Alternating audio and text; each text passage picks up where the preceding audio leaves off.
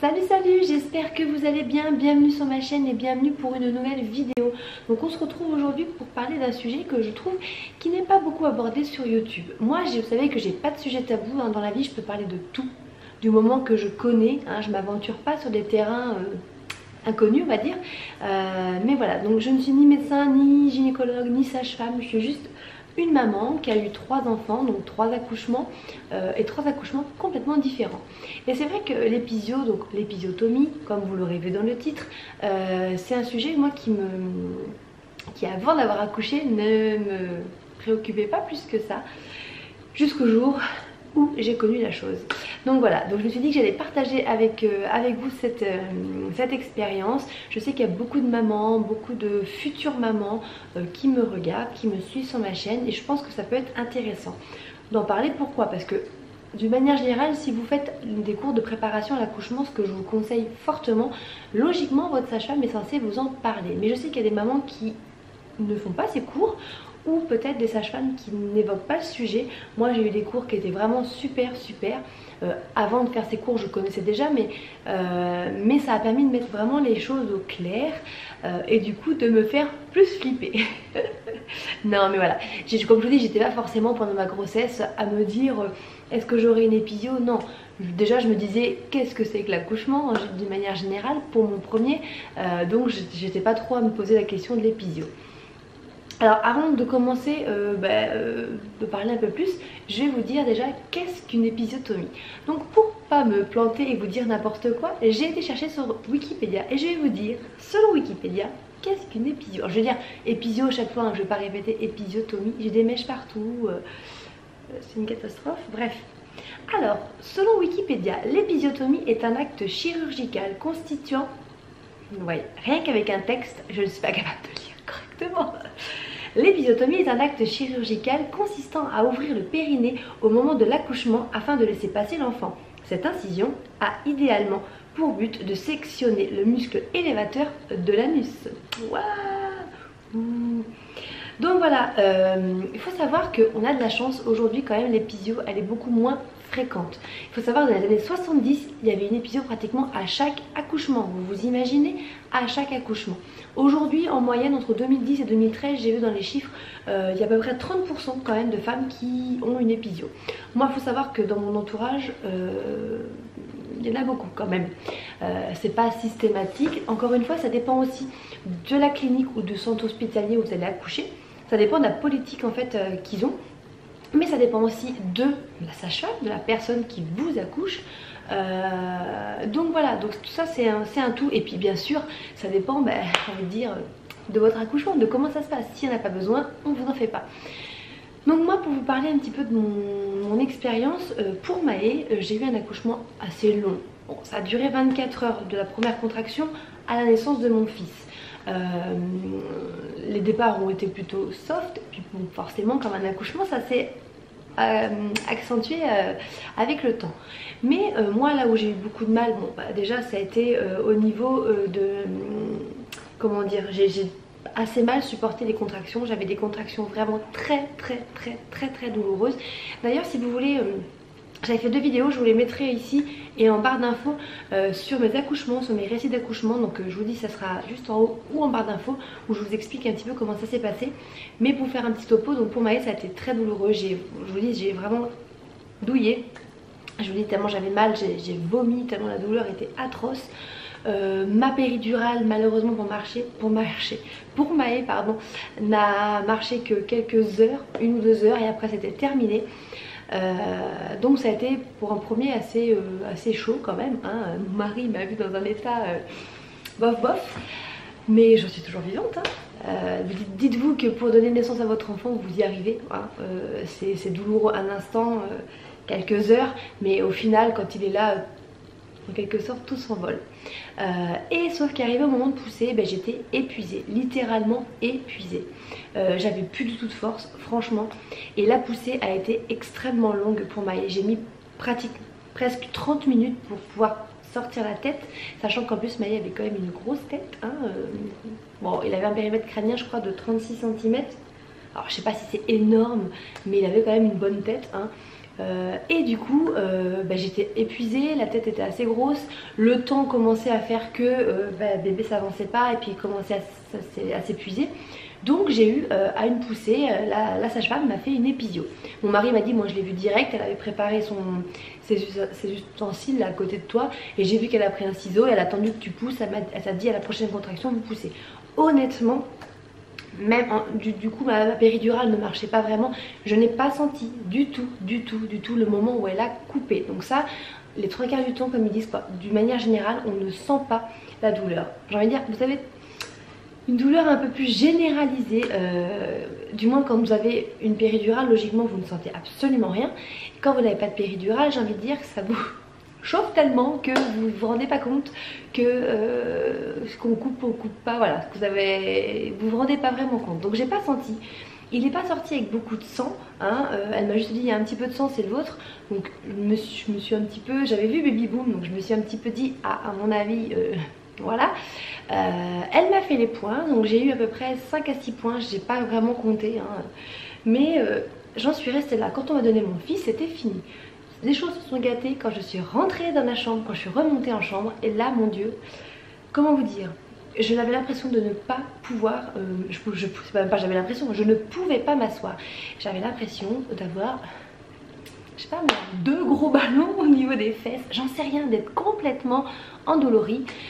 J'étais obligée de me mettre sur le côté comme ça. Moi qui étais trop contente d'avoir pu accoucher naturellement, de me dire que j'allais pouvoir vite me mettre debout, vite profiter de mon bébé, que j'allais vite me remettre, pas du tout. J'étais constamment sur le côté comme ça. Une douleur atroce, j'avais l'impression d'être ouverte sur tout le côté quoi, c'est jusqu'à la fesse, je ne sentais rien.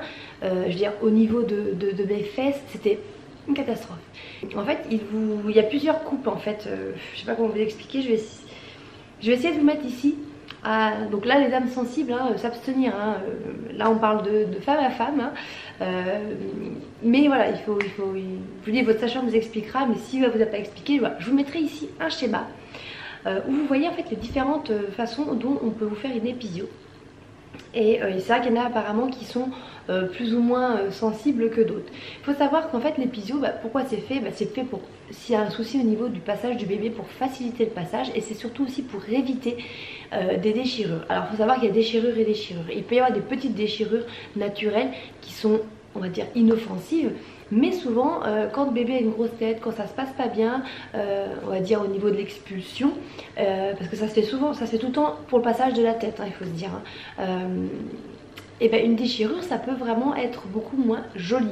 Là c'est une incision donc faite par l'homme, mais nette, voilà, qui est fait dans un sens, qui est fait en fonction de votre physiologie. C'est pas une déchirure, c'est vraiment ce que ça veut dire quoi, c'est déchiré, ça fait des petits bouts, hein, et du coup la cicatrisation peut être beaucoup moins facile. Donc c'est pour prévenir, voilà, si la sage-femme juge bon de vous le faire, voilà. Mais moi là où je voulais en revenir, c'était surtout sur le fait qu'il faut en parler. Comment dire, moi je savais pas en fait, je pensais qu'on n'avait pas forcément notre mot à dire jusqu'à mon deuxième accouchement. En fait quand j'ai accouché donc de Evan, j'avais un peu pour le coup la hantise de l'épisio, parce que pour Maë j'ai mis plus d'1 mois pour pouvoir m'asseoir correctement. J'ai très mal cicatrisé, j'ai eu un petit bourrelet en fait assez longtemps qui était pas joli, qui faisait un peu mal. Ma sage-femme m'avait conseillé de masser ça, super, hein, elle dit vous êtes sous la douche, vous massez et tout. Voilà, vous rentrez chez vous, vos poings sont pas tombés, vous vous débrouillez en quelque sorte avec vos poings. Moi je trouve pas ça super.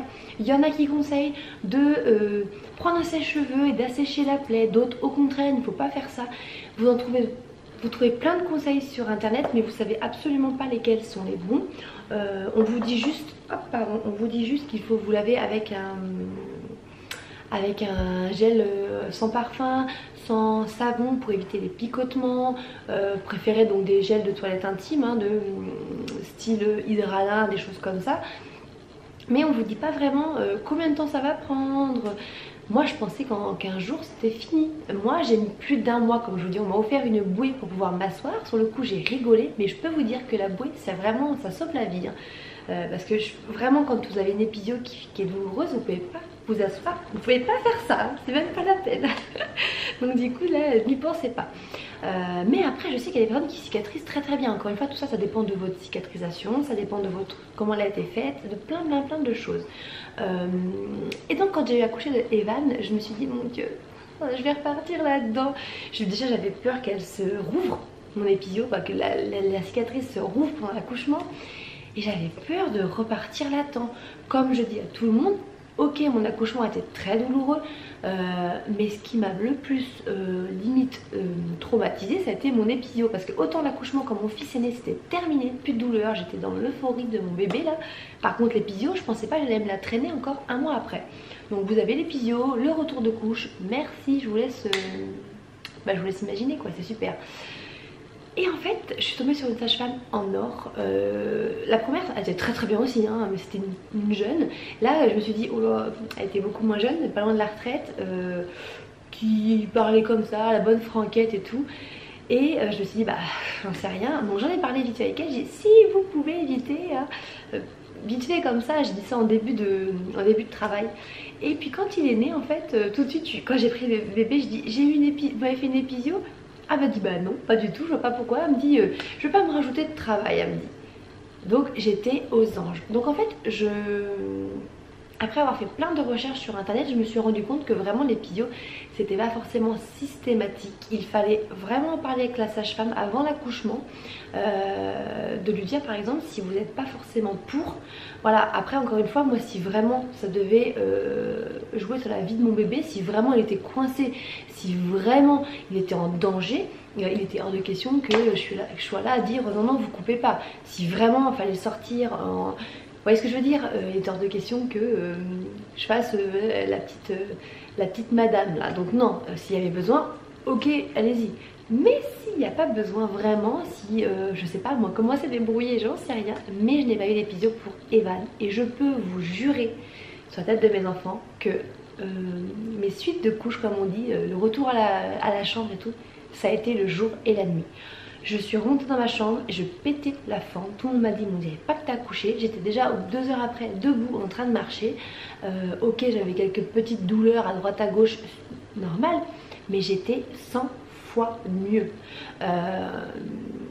Je vais aborder un sujet un peu vraiment personnel, mais je tenais à le dire aussi quand même. Là pour le coup, je vous fais rentrer dans mon intimité. Hein. Pour Maë, quand j'ai été faire ma visite médicale, les 2 mois après l'accouchement, ma gynécologue m'a dit, vous avez eu des rapports, vous avez repris les rapports et tout. Et là je la regarde, je lui dis, ah non mais vous rigolez. Voilà, pour vous dire, pour Maë, ça a été très très long. C'était inconcevable pour moi de reprendre quoi que ce soit. Je ne saurais pas dire exactement, mais ça a été très très très long parce que j'avais mal, parce que j'étais pas du tout en confiance, parce que voilà, donc c'était non pas que pour Evan 2 jours après c'était parti, pas du tout, mais ça a été beaucoup plus rapide. Ça n'a pas du tout, comme je vous dis, eu le même impact, ça n'a pas été la même chose. Je pensais vraiment pas que cet épisode aurait pu en fait m'handicaper en quelque sorte pendant autant de temps après la naissance. Donc voilà, donc je voulais vraiment parler avec vous pour ça. Donc parlez-en avec votre sage-femme par exemple, parlez-en avec la dame qui va, ou l'homme, hein, parce que je dis toujours des dames, mais ça peut être la personne qui va vous accoucher. Émettez l'idée par exemple que vous ne voudriez pas une épisio. Après il faut savoir que vous pouvez aussi préparer votre périnée, préparer tout ça avant la naissance. Il y a je sais que Velleda a une huile de massage pour le périnée aussi, que vous pouvez faire. Alors il faut masser, hein, c'est-à-dire qu'il faut masser dedans, hein, faut pas avoir peur, il faut y aller. Mais je sais, alors, je crois que c'est pas, il n'y a pas un résultat, c'est pas garanti, c'est pas magique non plus que parce que vous aurez fait ces massages, parce que vous aurez préparé tout ça, vous n'aurez pas d'épisio et que ça va pas déchirer ou que voilà. Mais aussi, donc comme je vous disais, en plus des petits massages, vous avez des exercices que vous pouvez faire, des contractions du périnée à l'avance en fait, tout ça. En fait, en quelque sorte, ce que vous allez faire après votre accouchement, mais vous pouvez le préparer à l'avance pour muscler votre périnée et éviter les épisios. Il faut savoir aussi, vite fait une petite parenthèse, que la rééducation du périnée c'est très très important. Moi je vous le conseille fortement, même si vous n'avez pas l'impression d'en avoir le besoin. moi pour ma pas photo, j'en avais absolument besoin. Je pouvais même pas me retenir de faire pipi pour vous dire. Donc comme je vous dis que l'accouchement a été assez violent, a été assez douloureux, c'est que bah, voilà, quand il est passé, il a fait un petit peu de dégâts. Du coup j'ai eu 10 séances de rééducation. Et quand je vous dis qu'au début je pouvais pas me retenir de pipi, à la fin tout était dans l'ordre. Alors c'est long, c'est fastidieux, c'est pénible, c'est vrai que faut aller voir la sage-femme, faut se montrer encore une fois, faut se faire ausculter, mais quand vous en avez vraiment besoin, allez-y. Et je vous conseille quand même, je vous dis, même si vous ne sentez pas le besoin, de quand même aller voir, parce que le périnée c'est important. C'est ce qui retient en fait, c'est ce qui retient tout en fait à l'intérieur, c'est un muscle hein, et je vous dis aujourd'hui vous avez 30 ans, vous êtes en pleine forme, ou même 20 ans, vous le sentez pas, mais quand vous en aurez 50 ou 60, si vous avez plusieurs grossesses et que vous ne faites jamais de rééducation du périnée, vous risquez de vous en mordre les doigts. Donc faites peut-être pas 10 séances, vous voyez, hein, avec votre sage-femme ou votre gynécologue, mais moi je vous le conseille fortement. Donc voilà, donc c'était une petite vidéo sur l'épisio parce que comme je vous dis c'est un sujet qui est pas trop abordé et que moi je trouve sympa et je voulais vraiment vous partager mon expérience et mon point de vue. Là pour les coups j'ai vraiment été, on a vraiment parlé comme de copine à copine comme ça on se connaissait parce que je vous disais vraiment partager des trucs très intimes alors que ça reste entre nous s'il vous plaît. Sur ce je vous laisse, n'hésitez pas à vous abonner, à mettre des petits pouces si vous aimez bien, à me mettre aussi en commentaire si vous voulez voir d'autres vidéos un peu de ce genre. Donc voilà, si vous voulez je sais pas moi des vidéos un petit peu sur mon allaitement, un petit peu. J'ai allaité mes Evan et Arthur quelques jours, mais si vous voulez je vous explique un petit peu comment ça s'est passé, comment j'ai pu allaiter mes fils que 3-4 jours, mon ressenti, c'était 2 allaitements différents, voilà, d'être passé au biberon, je sais pas. Dites-moi s'il y a des genres de vidéos comme ça que vous voulez voir, n'hésitez pas, je le ferai avec grand plaisir. Sur ce je vous laisse, je vous fais d'énormes bisous, je vous dis à très bientôt, ciao.